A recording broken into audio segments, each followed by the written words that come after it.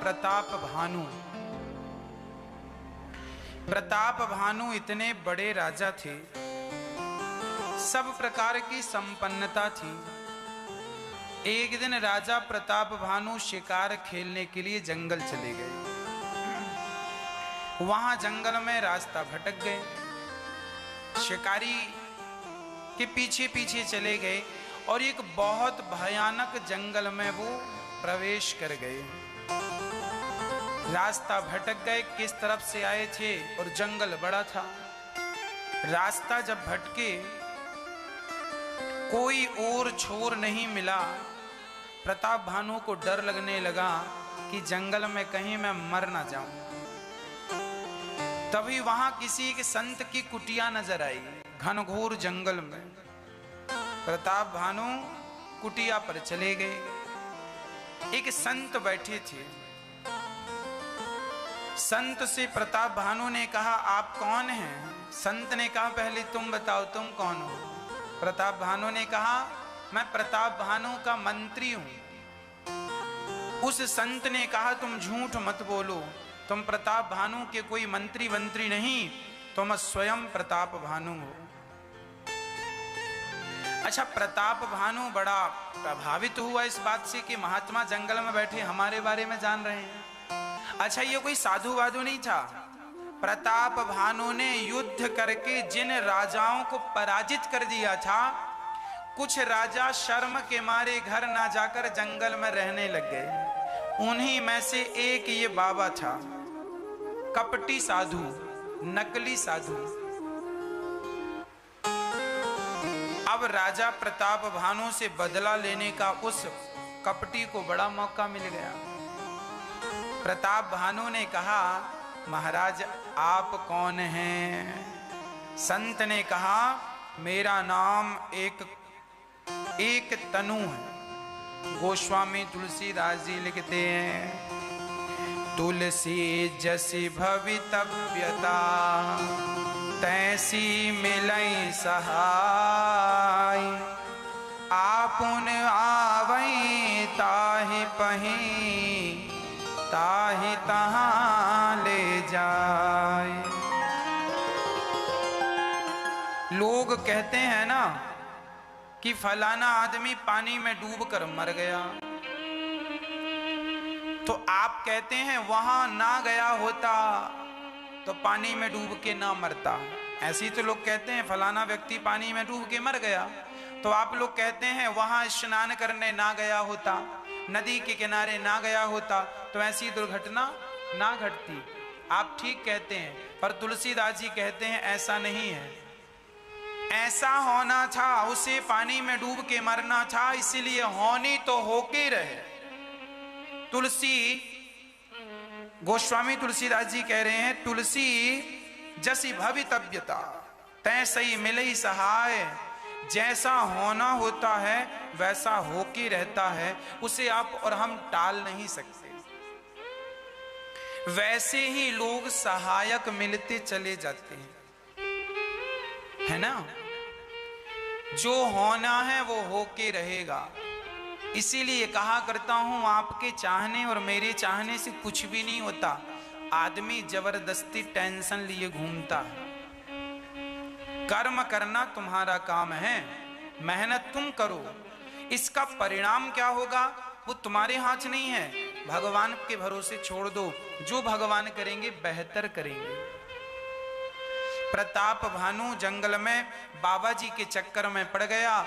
झूठे कपटी बाबा थे। कहा मेरा नाम एक तनु है। बोले एक तनु का अर्थ? बोले जब से सृष्टि बनी तब से मैंने दूसरा शरीर ही नहीं पाया, इसलिए लोग एक तनु कहते हैं। देखिए आदमी जब झूठ बोलता है ना तो वो भी सोचता झूठ बोल ही रहे हैं तो थोड़ा मोड़ा क्यों बोले, बड़ा बोले। अच्छा, ज्यादा बड़ा झूठ बोलने से ना लोगों को यकीन भी हो जाता। छोटा मोटा झूठ बोले तो आदमी यकीन नहीं करता। लेकिन एक बात निश्चित है कि झूठ की एक्सपायरी डेट होती है, जबकि सत्य की कोई एक्सपायरी डेट नहीं होती। झूठ एक दिन पकड़ा जाता है, झूठ एक दिन खत्म हो जाता है, जबकि सत्य अखंड है। सत्य तो अखंड है। और श्री प्रताप भानु जी बाबा जी से क्या कह रहे हैं जरा सुनियो। प्रताप भानु कह रहे हैं आपकी बड़ी कृपा हुई, आप हमें कुछ दीजिए। एक तनु ने कहा मांग लो, क्या चाहते हो? प्रताप भानु ने कहा हम अमर हो जाएं, हमें कोई रोग ना सताए और हमें कोई जीत ना सके, और हमें हमारा कभी बुढ़ापा ना आए। अब देखो, हम कभी बुढ़े ना हो, हम कभी मरे ना, हमें कोई जीते ना और हमें कोई रोग ना आए। अब बताओ क्या ये संभव है? और तुम ये वरदान मांग किससे रहे हो? कपटी आदमी से, जिसे तुमने ही युद्ध करके हराया था, पर वो दाढ़ी मूछें बढ़ाने के कारण तुम समझ नहीं पाए। नकली साधु को असली समझ लेना भी नुकसानदायक है और असली साधु को नकली समझ लेना भी नुकसानदायक है।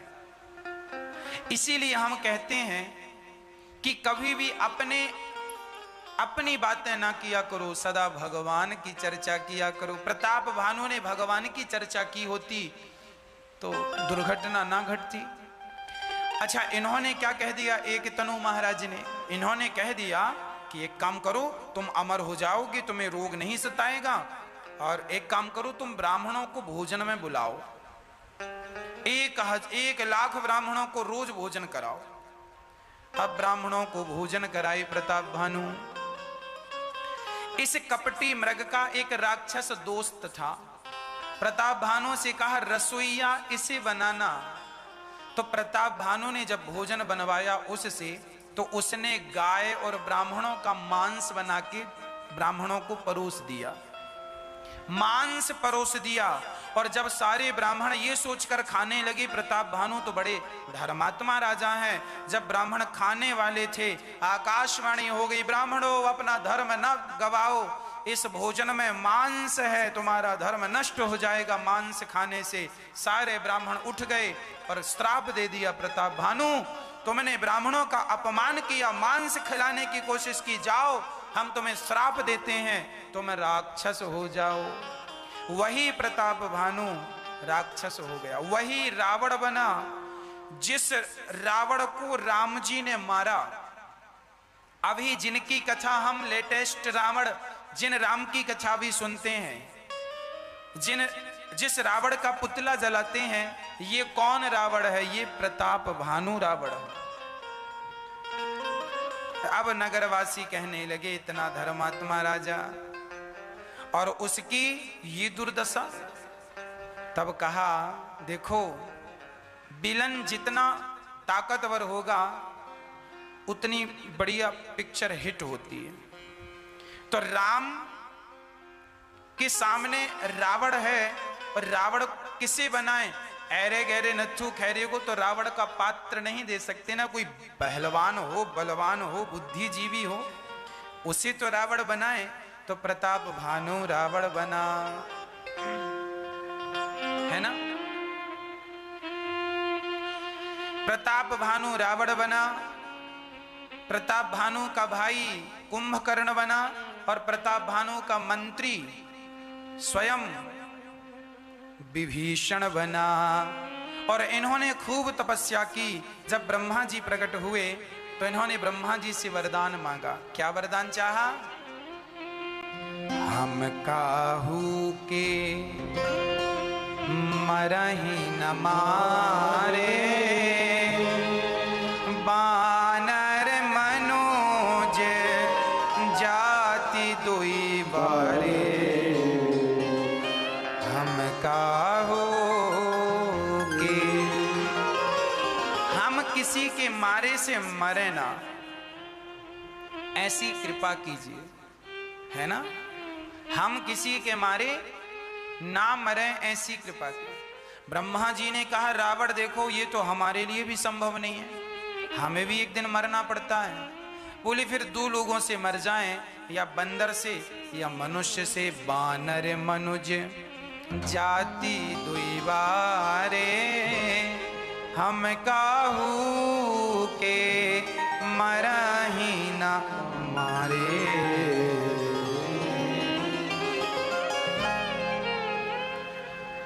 एवमस्तु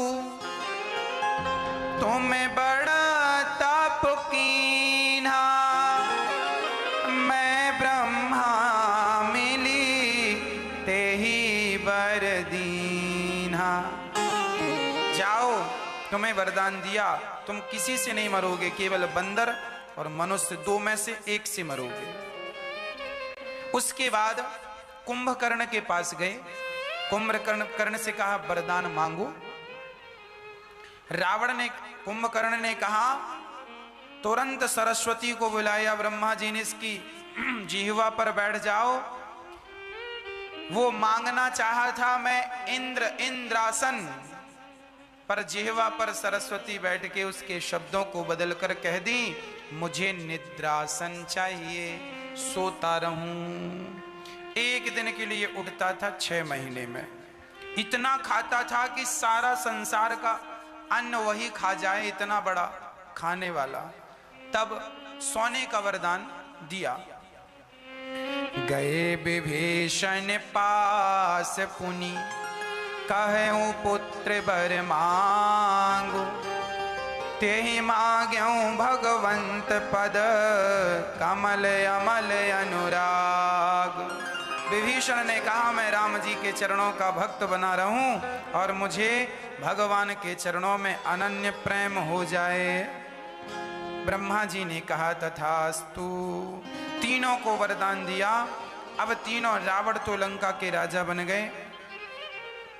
और जब लंका के राजा रावण बने तो अद्भुत चर्चा है, रावण उत्पात करने लगा। बाढ़े खल बहु चोर जुआरा, जेलम पट पर धन पर दारा, माँ नहीं मात पिता नहीं देवा, साधुन सन घर बावन, जिनके यह आचरण भवानी, ते जान हुन सिचर सब प्राणी, अतिशय देख धर्म के ग्लानि, धर्म सवेत धराय कुलानी। रावण के राज्य में क्या होने लगा? बाढ़े खल बहु चोर जुमारा, जेलम पट पर धन पर दारा। चोरों का राज्य बढ़ गया, चोर उचक्के बढ़ गए। बाढ़े खल, खल लोग बढ़ गए, जुआड़ी जुआ खेलने वाले बढ़ गए, लंपट स्त्री लंपट बढ़ गए। पर धन को चुराने जब चारों तरफ अनाचार अत्याचार हाहाकार मच गया, मां नहीं मात पिता नहीं देवा। रावण के राज्य में रावण के द्वारा लोग सताए जाने लगे, अनाचार ऐसा होने लगा रावण के यहाँ, रावण के लंका में, कि कोई अपनी माँ की बात नहीं मानता। माँ नहीं मातु पिता नहीं देवा, अपनी माँ को नहीं मानते थे, पिता को नहीं मानते थे। अत्याचार अनाचार बढ़ गया। तब पृथ्वी माता देवताओं के पास गई, देवताओं से कहा मेरी रक्षा करो। तब देवता शिव जी के पास आए, शिव जी से कहा अब कहाँ चलें? भगवान से कहें कि वो रक्षा करें। तब भगवान शंकर से कहा कहाँ चलें? बोले हरि व्यापक सर्वत्र समाना, प्रेमोत प्रगट होहि मैं जाऊं। भगवान कहाँ है? जहाँ प्रेम है वहाँ भगवान। यहीं खड़े होकर बुलाओ। सारे देवताओं ने स्तुति की, जय जय सूर्य नायक, जन सुखदायक, प्रणत पाल भगवंता, कौतुक हितकारी, जय असुरारी।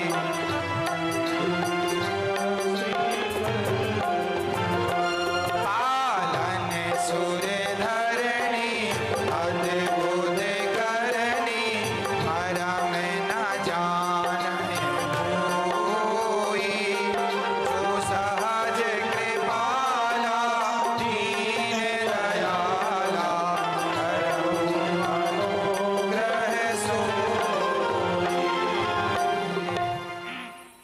सारे देवता स्तुति करने लगे। हे प्रभु आपकी जय हो, जय जय अविनाशी सब घटवासी जो सब जगह व्याप्त हो, ऐसे व्यापक परमा आनंद हो, आपकी जय हो। हम बड़े परेशान हैं, आप आइए और धरती पर जाकर रावण जैसे दुष्टों का दमन कीजिए।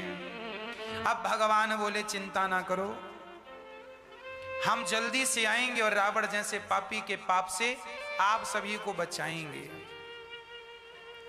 यहां दशरथ जी का बुढ़ापा आ गया पर कोई संतान नहीं थी। एक बार भूपति मन माही, भय गिलानी मोरे सुत नाही। ऐसा है कि दशरथ जी की कोई संतान नहीं थी। हाँ, दशरथ जी की एक बेटी थी, नाम था शांता, सुमित्रा माता के गर्भ से हुई थी। दशरथ जी के एक मित्र थे, नाम था रोमपाद।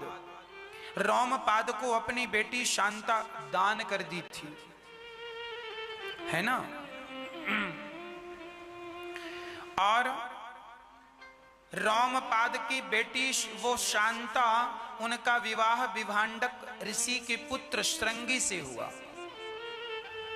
श्रृंगी ऋषि स्त्री और पुरुष में कोई भेद नहीं जानते थे। एक दिन दशरथ जी राज सिंहासन पर बैठे थे कि तभी वशिष्ठ जी की पत्नी माता अरुंधति ने अपने बच्चे को ऐसे चिटकोटी काट दी तो बच्चा रोने लगा। तो दशरथ जी ने कहा, आप गुरु माता बच्चे को क्यों रुला रही हैं? तो गुरु माता ने कहा, हम बच्चे को इसलिए रुला रहे हैं, हम नहीं, ये रो रहा है इसलिए, ये कह रहा है कि दशरथ जी के गुरु तो वशिष्ठ जी हो गए, पर दशरथ जी के तो कोई बच्चा नहीं है। तो ये बच्चा बोल रहा, मैं किसका गुरु बनूंगा, दशरथ जी के तो कोई बच्चा है नहीं। तब दशरथ जी को गिलानी हो गई, मोरे सुत नाही, मेरे कोई पुत्र नहीं है। तब गुरु जी के पास दशरथ जी गए। देखिए, दशरथ जी को भी भगवान मिले तो बिना गुरु के भगवान नहीं मिले। जब तक गुरु की शरण में नहीं गए दशरथ जी, तब तक उन्हें भगवत प्राप्ति नहीं हुई। तुरंत गुरु जी के गुरु ग्रह गया हूं, तुरंत मही पाला, और गुरु जी को निज दुख सुख सब गुरु ही सुनाया हूं। अपना सारा दुख, अपना सारा सुख गुरु जी को सुनाया। गुरु जी ने कहा, धरहूं धीर हुई है सुतचारी, चिंता ना करो राजन, बेटा होगा। गुरु वशिष्ठ जी ने श्रृंगी ऋषि को बुलाया और पुत्रेष्टि यज्ञ कराया। उस यज्ञ से यज्ञ भगवान ने खीर दी। खीर खाने से तीनों रानियां दशरथ जी की गर्भवती हो गईं। खीर का एक भाग कौशल्या को और आधे भाग के 2 भाग करके सुमित्रा और कैकेयी को दिया गया। पर जो भाग कौशल्या मां को दिया गया, बताते हैं विद्वान लोग कि कौशल्या मां को लगा ये खीर थोड़ा ज्यादा है, तो आधी खीर तो कौशल्या मां ने खाई और फिर अपने खीर के 2 हिस्से किए, एक सुमित्रा को दे दिया, एक कैकेयी को दे दिया। तो सुमित्रा मां ने वो खीर का भाग खा लिया, पर कैकेयी मां ने अपना वाला तो पहले खा लिया था। जब कौशल्या ने दिया तो सोचा कि थोड़ी देर बाद खाऊंगी। तब तक वहां एक पक्षी आया और वही पक्षी वो खीर दबाकर अपने पंजे से वो पात्र दबाकर भागा, और अंजनी माता तपस्या कर रही थी। तो अंजनी मां के हाथ में वो खीर गिरी और अंजनी मां ने वह खीर प्रसाद समझकर खाई, तो हनुमान जी का जन्म हुआ। इसीलिए राम जी कहते हैं, तुम मम प्रिय भरत ही सम भाई। हनुमान जी को कहते हैं, राम जी तुम मेरे भरत जैसे भाई हो, क्योंकि मेरी माँ ने भरत की माँ कैकेयी को खीर दिया था पर उन्होंने खाया नहीं, तो तुम अंजनी के गर्भ से उत्पन्न हो गए, तो भरत की तरह तुम भाई हो। ये भी तो कह सकते थे लक्ष्मण की तरह भाई हो ना, तुम मम प्रिय भरत ही सम भाई। तो राम लक्ष्मण भरत शत्रुघ्न के अब जन्म का समय आया, सुंदर सा महीना आया, देवता स्तुति कर रहे हैं। और अब जोग लगन ग्रह बार तिथि सकल भय अनुकूल, चर अरु अचर हर्ष जुत राम जन्म सुख मूल। नौमी तिथि मधुमास पुनीता। नौमी तिथि मधुमास पुनीता। शुक्ल पक्ष अभिजित हरिप्रीता। आद्य दिवस अति शीत नाघा। आद्य दिवस अति शीत पावन काल लोक विश्राम। पावन काल लोक विश्राम। सुर समूह विनती करी पहुँचे निज निज धाम। जग निवास चैत्र का महीना आया, शुक्ल पक्ष अभिजित मुहूर्त नवमी तिथि। राम जी नवमी में क्यों आए? क्योंकि पूर्णमदः पूर्णमिदं पूर्णात् पूर्णमुदच्यते। भगवान पूर्ण है और अंकों में भी 9 अक्षर पूर्ण है। 9 का पहाड़ा पढ़ेंगे तो ना कम होगा ना ज्यादा होगा, है ना। 9 एकम 9, 9 दूनी 18, 8 और 1 9, फिर 3 27, है ना। तो 9 का पूरा पहाड़ा पढ़िए, पूरा 9 ही, ना एक कम होगा ना एक ज्यादा। तो 9 का अंक ऐसा है, ना कम ना ज्यादा।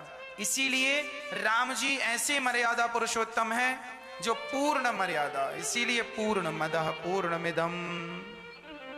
सब देवताओं ने स्तुति की, प्रभु आओ, और सारे देवता स्तुति करके गए। तुलसीदास जी लिख रहे हैं, उसी समय दिन के ठीक 12 बजे उसी समय दुंदुभियां बजने लगी, जय जयकार होने लगी। और भय प्रगट कृपाला दीन दयाला कौशल्या हितकारी। हर्षित महतारे मुनि मनहारी। अद्भुत रूप निहारी। लोचन अभिरामा तन घन श्यामा। विजयायुध भुज चारी। भूषण वनमाला नयन विशाला। शोभा सिंधु भरारी। भगवान राम प्रकट हो गए, शंख चक्र गदा पद में लेकर प्रकट भये। कौशल्या जी ने कहा, प्रभु आप कौन? मैया मैं आपको बेटा हूं। कौशल्या जी बोली, इतनो बड़ो बेटा? अरे जरा छोटे बन जाओ। भगवान छोटे हो गए। अरे जरा रोने लग जाओ। भगवान रोने लग गए। सुनी बचन सुजाना रोदन ठाना। हुए बालक सुर भूपा। यह चरित जगावहि हरि पद पावहि। तीन परहि भव कूपा। भगवान श्री राम ने मातृ देवो भव का पालन किया। अपनी माँ की आज्ञा का पालन, भगवान परब्रह्म है, पर देखिए पैदा होते ही माँ की आज्ञा का पालन करने लगे। माँ ने कहा इतने बड़े नहीं, छोटे हो जाओ। जो आज्ञा माँ, छोटे हो गए। रोने लग जाओ। जो आज्ञा माँ, रोने लग गए। माँ की आज्ञा जन्म लेती पालन की भगवान ने। आज्ञा का पालन तुरंत। शंख चक्र गदा पद में लेके आए। बोले ऐसे 4 हाथ का नहीं, 2 हाथ के भगवान। भगवान छोटे से हो गए। और यहाँ जब खबर मिली दशरथ जी को, पुत्र जन्म दशरथ सुनी काना। मानव ब्रह्मानंद समाना। झूमने लगे। और यहाँ कैकेयी ने भी एक